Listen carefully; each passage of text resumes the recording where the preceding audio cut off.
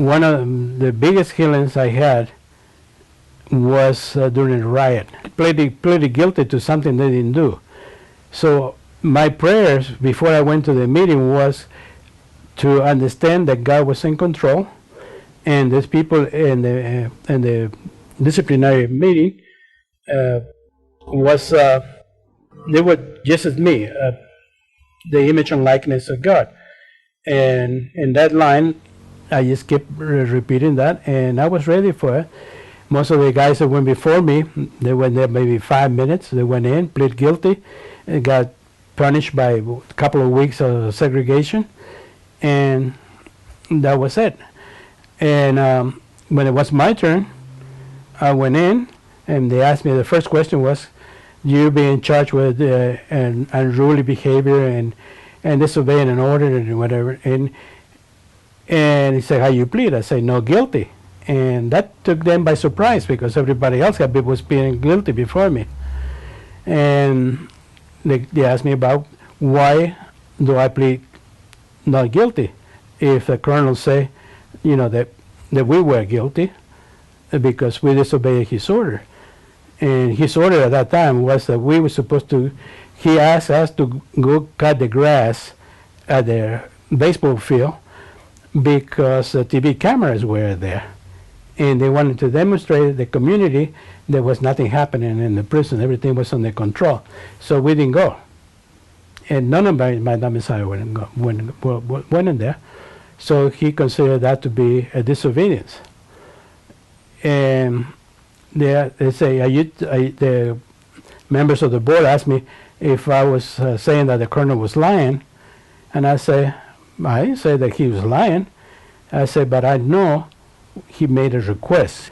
And I know the difference in my military service. If I didn't learn anything about, I know how to differentiate between an order and a request. They told me to go outside and wait for the response because the other guys didn't go outside to wait for the response. They give the punishment right then and there. He said, you got 3 votes from the enlisted that said that you're not guilty, but I believe the colonel, and I think you are guilty. Told me the officer was in charge, the chairman of the board. And but I was found not guilty, so I went back to my domicile. And for 2 weeks, I was the only person living in my domicile because everybody else was in segregation.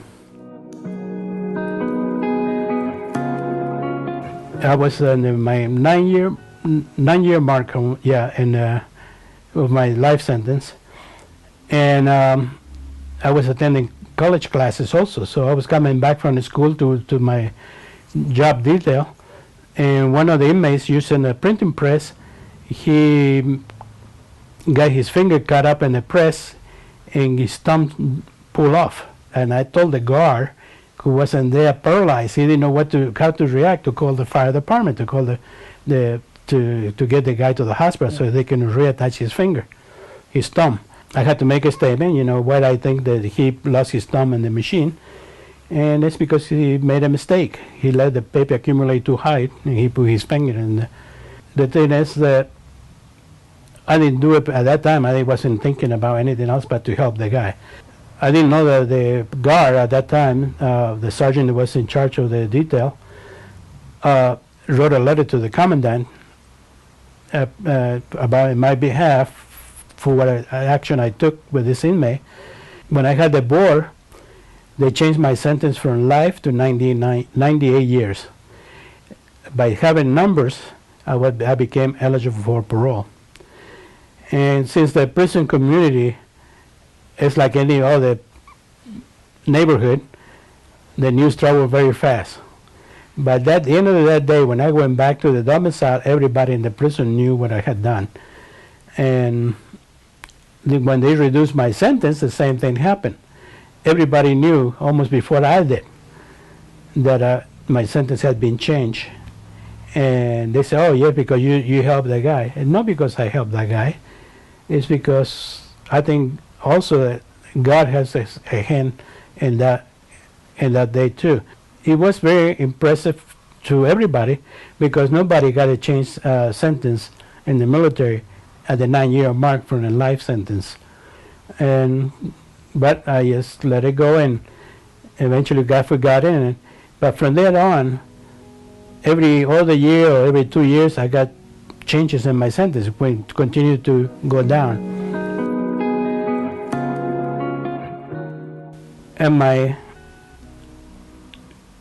18-year mark, I was let go and on parole, which is very unusual for the Army to let somebody go on parole with a life sentence, come in with a life sentence, and go on parole in 18 years. And I attribute all that to my relationship with God and with people. Christian Science got all the credit, because once they started going to those services in prison, I never looked back. I never felt sorry. I just had questions, and as I was learning, I was progressing. And the best thing is that I can talk to God whatever I want, and directly to Him. I don't have to go through another person to talk in my behalf to God. In 2002, I got a week furlough from the prison when I came into California to visit my son, and to attend one of the church services in the community church, and which I fell in love with that church since then. And I was not afraid to go out back in the community, because I had support. Family support is very important when you're being released. And another important thing is that you have made few contacts prior to being released with job sources, because I have many. It's how I ended up going to a print shop when I got out. Work in Long Beach in a print shop.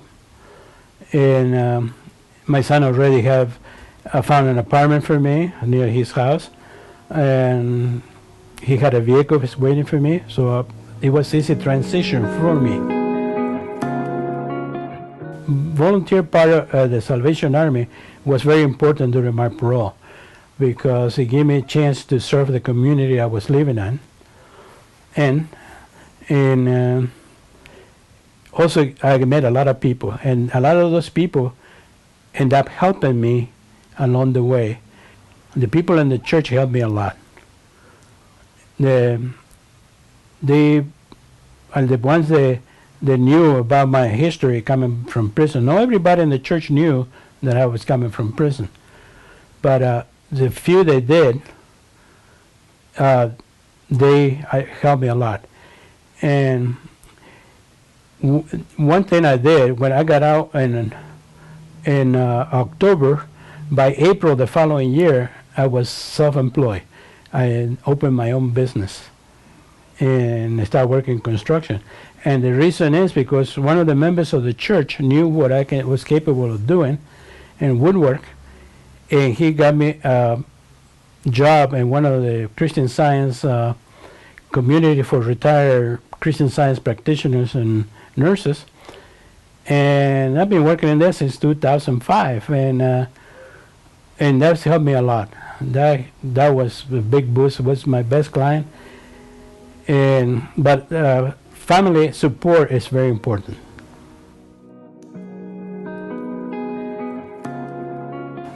I was in prison when I became a member of the Mother Church in 1990, and the church that was providing the chaplains for the disciplinary barracks, they were very, very welcome people, very joyful people. They always with a smile on their face, and that helped me. And when I got out and I came in to live in California, I attended the church where I'm a member now, the branch church. The people accept me with open arms, but very few people knew my past. I think about 3 or 4, I said, and the rest they didn't know anything about it. Now, as I become more open about this, so more people know it, but nothing has changed, nothing at all. So we never far away from God. God never far away from us. It's right next to us. It's just that we don't pay attention. And I think that if somebody would have told me that's not the way to treat people from the beginning, and told me how to do it, I would have prevented all this thing I went through, but I would have never known Christian Science. One of the activities in my growth that is the most important to me is the volunteering for the church, volunteering to do things for the Salvation Army, with the homeless especially. That enriches me and blesses them. And I see my paycheck as a blessing that I give to these people by doing my work, and God blesses me back with a paycheck to pay my bills and my rent. And so it's a blessings all around. One of the things I would recommend everybody is to listen to that small voice. Always listen to that small voice and act on it. You don't just listen to it and let it pass by, because that could save your life.